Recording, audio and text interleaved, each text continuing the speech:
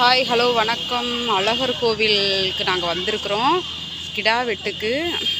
இங்கே பாருங்கள், இதுதான் அழகர் கோவில் தீர்த்தக்கரை ராக்குக்கு போகிற வழி. குளிக்க போயிட்டுருக்காங்க.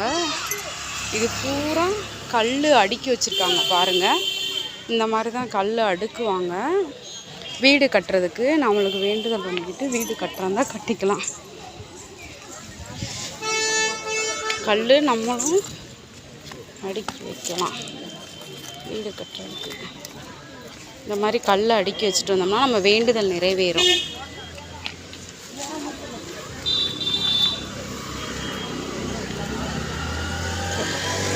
நம்மளும் கல் அடுக்கி வச்சுட்டு வந்தோம்னா வீடு கட்டலாம், வேண்டுதல் நிறைவேறும்.